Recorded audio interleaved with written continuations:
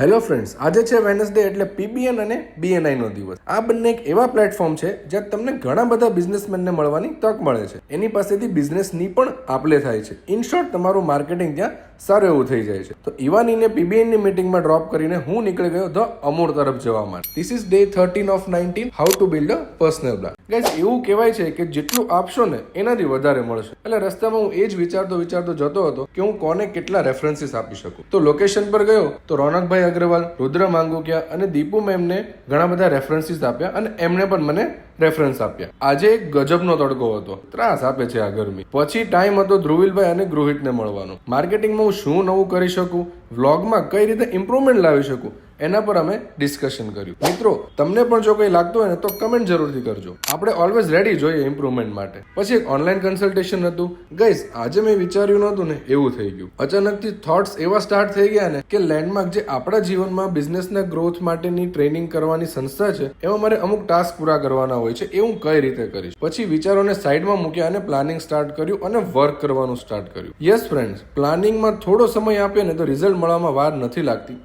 આ હતી આખા દિવસની જર્ની. મળીએ કાલે. Bye bye.